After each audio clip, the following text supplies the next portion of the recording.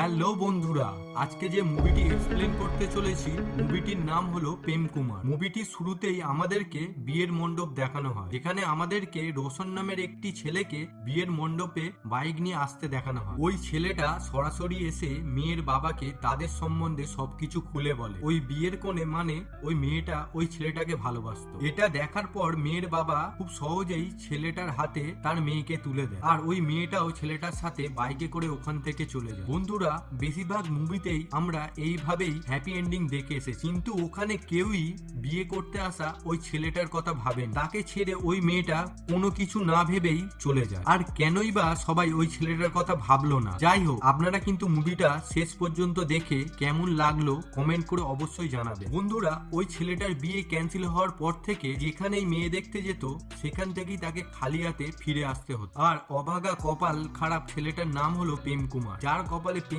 বলেই কিছু ছিল না। এই হলো আমাদের মুভির হিরোর অবস্থা, কিন্তু ভাগ্য তার যেন সাথে নেই। তাকে দেখে মনে হয় সে যেন তার খারাপ ভাগ্যটাকে প্যান্টের পিছন পকেটে নিয়ে ঘুরে বেড়াচ্ছে। এর জন্য তার না বিয়ে হচ্ছে, না কোনো জায়গায় কোনো কাজ হচ্ছে। সে যখনই যে বিজনেসে টাকা লাগাতো কেউ না কেউ তার সঙ্গে বিশ্বাসঘাতকতা করত। এইভাবে একদিন সে তার ছোটবেলার বন্ধু লিঙ্গমকে নিয়ে একটা লোকের সঙ্গে দেখা করতে যায়। ওই লোকটা প্রেমকে তার সঙ্গে বিজনেস করার জন্য কিছু পয়সা চায়। এর সাথে সাথে তাকে অনেক বড় বড় স্বপ্ন দেখায়। এটা দেখে আপনারা খুব সহজেই বুঝতে পারছেন ওই লোকটা মাল্টি লেভেল মার্কেটিং এর কথা বলছে, যেখান থেকে পয়সা তো আসেই না, শুধু পয়সা ডুবে যায়। আর আপনিও যদি মাল্টি লেভেল মার্কেটিং এর স্ক্যামে ফেঁসে থাকেন তাহলে অবশ্যই কমেন্টে জানাবেন। আর প্রেমও এই স্ক্যাম্পে ফেঁসে গিয়ে কিছু পয়সা নিজে ডুবিয়ে দেয়। যাই হোক, এবারে অন্য কিছু প্রেম করতে চায়, তার মনোযোগ পুরো বিয়ের দিকে চলে যায়। তাকে যে কোনো না যে কোনো ভাবেই বিয়ে করতে হবে, তাই তার মা ম্যাট্রিমোনিয়াল সাইডে তার নামে একটা রেজিস্ট্রেশন করে দেয়। পরে ওই সাইড থেকে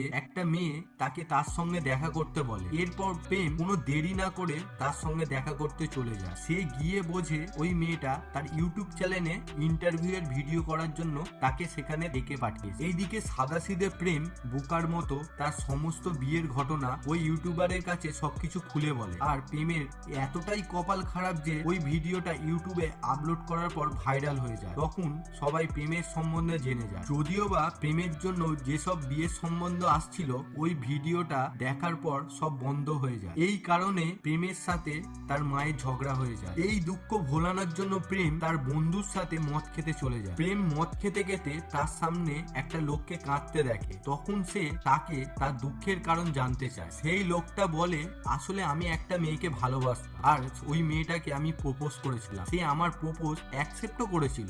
এবার যখন আমাদের বিয়ের কথাবার্তা হচ্ছিল তখন আমি জানতে পারি ওই মেয়েটা অন্য কারোর সাথে প্রেম করছে। ওই মেয়েটা আমার সাথে বিয়ে করছে শুধুমাত্র আমার সম্পত্তির লোভে। আর ওই মেয়েটার সাথে আমার বিয়ের কথাবার্তা দুজনের ফ্যামিলির মধ্যে হয়ে গেছে। তাই আমি ওই মেয়েটার সাথে বিয়ে এখন ক্যান্সেল করতে পারবো না। তাই সবকিছু জানার পর ওই মেয়েটাকে এখন আমার একদমই পছন্দ না। তাই এখন কি করব কিছুই বুঝতে পারছি না। তাই এই কথা শুনে প্রেম তার ফোন থেকে তার হবু বউকে ফোন করে আর বলে, আমি একজন বড় বিজনেসম্যান, আমি তোমার প্রোফাইলটা ম্যাট্রিমোনিয়াম সাইডে দেখেছিলাম, তাই আমার তোমাকে খুব পছন্দ হয়েছে। আর তুমি কি আমার সাথে বিয়ে করতে চাও? আর ওই মেয়েটা সঙ্গে সঙ্গে প্রেমকে হ্যাঁ বলে দেয়। আর ওই লোকটাকে বিয়ে করবে না বলে মেয়েটা তাকে মেসেজ পাঠায়। ওই লোকটা বিয়ে ভেঙে দেওয়ার জন্য খুশি হয়ে প্রেমকে কিছু টাকা দেয়। এই ঘটনার পর প্রেমের মাথায় বুদ্ধি আসে, তাদের এবার একটা ডিটেকটিভ এজেন্সি খুলে নেওয়া উচিত, যেখানে লোকেদের প্রেমে ব্রেকআপ করানোর সাথে সাথে বিয়ে ভেঙে দেওয়ার জন্য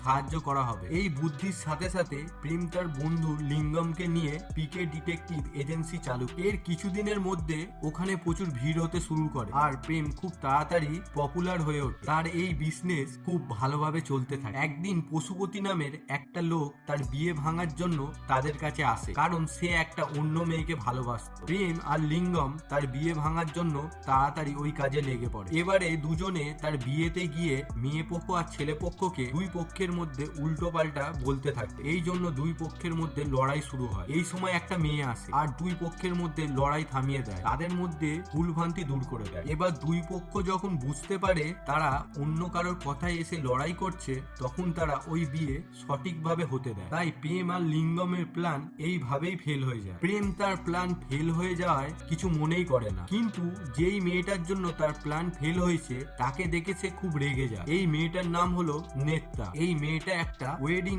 প্ল্যানার। আসলে নেত্রাই হলো ওই মেয়ে যার সাথে প্রেমের বিয়ে হচ্ছিল, কিন্তু ওই সময় রোশন নামের একটি ছেলে নেত্রাকে নিয়ে বিয়ের মণ্ডপ থেকে পালিয়ে গিয়েছিল। এই জন্য প্রেমের বিয়েটা এখনো পর্যন্ত হচ্ছে না। এবারে প্রেম রেগে গিয়ে নেত্রার সমস্ত ক্লায়েন্টদের লিস্ট বার করে আর সবাইকে ফোন করে নেত্রার সম্বন্ধে উল্টো পাল্টা কথা বলতে থাকে। এর ফলে নেত্রার সমস্ত ক্লায়েন্ট তাকে কাজ দেয়া বন্ধ করে দেয়। নেত্রা যখন এই সব ঘটনা জানতে পারে তখন নেত্রাও পশুপতির সাহায্যে তার এজেন্সির সামনে আন্দোলন শুরু করে আর তারও নাম খারাপ করতে থাকে। কোনো কিছু উপায় না পেয়ে প্রেমকে নেত্রার সাথে দেখা করতে হয় আর তারা দুজনে মিটিং করে সিদ্ধান্ত নেয় তারা দুজনে কোনোদিনও কোনো কাজে নাক গলাতে আসবে না আর নিজেদের কাজ তারা এবার ঠিকঠাক করবে। এবার নেত্রা প্রেমকে দেখে চিনতে তো পেরেছে, কিন্তু সে যে রোশন নামের ছেলেটার সাথে পালিয়ে গিয়েছিল সে এখন একজন সেলিব্রিটি হয়ে গেছে। কিন্তু নেত্রা তার সঙ্গে একদমই খুশি ছিল না। প্রেম তার এই অবস্থা বুঝতে পেরে যায়, কারণ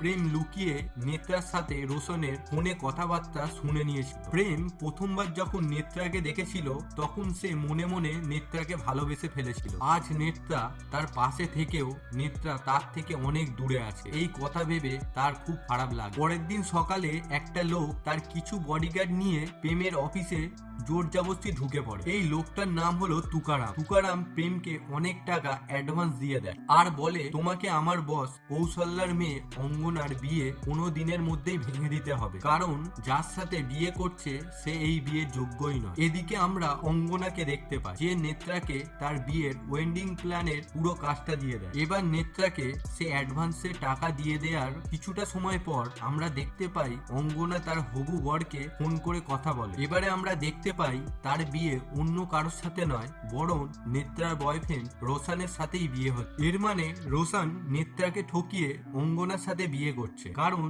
সে এখন অনেক বড় লোক হয়ে গেছে। আর এই ঘটনা প্রেম, নেত্রা আর রোশন তিনজনে একসাথে বুঝতে পারে। রোশন বুঝতে পারে নেত্রা তার ওয়েডিং প্ল্যানার হয়েছে আর প্রেম বুঝতে পারে তাদের বিয়ে ভাঙার জন্য টাকা দেয়া হয়। এদিকে নেত্রাও বুঝতে পারে রোশন তার সাথে বিয়ে না করে অঙ্গনার সাথে বিয়ে করছে। সিচুয়েশনটা পুরো ওলট পালট হয়ে যায়। তাই রোশন তার ম্যানেজারকে যাচ্ছে তাই বলে কথা শোনাতে থাকে। এই ম্যানেজারটারই নাম হলো টেডি। রোশন তার লাইফে যে সফলতা পেয়েছে এর পিছনে পুরো হাতটা টেডির রয়েছে, না হলে রোশন কোনোদিনও সেলিব্রিটি হতে পারত না। টেডি রোশনের সমস্ত কাজ ও সমস্যাগুলো ম্যানেজ করে, কিন্তু রোশন তার সাথে কোনোদিনই সম্মান দিয়ে কথা বলে। কিছুক্ষণ পর নেত্রা রোশনের সাথে দেখা করতে আসে। নেত্রা রোশনকে বলে তোমার জন্য আমি আমার বিয়ের মণ্ডপ ছেড়ে পালিয়ে এসেছিলাম, কিন্তু তুমি আমাকে আমাদের বিয়ের জন্য সময় চেয়েছিলে, সেটাও আমি দিয়েছি। আর মিডিয়ার সামনে আমাদের সম্পর্ক লুকিয়ে রাখতে বলেছিলে, সেটাও আমি করেছি। তাই তুমি আমাকে এমন ভাবে ঠকালে? এর উত্তরে রোশন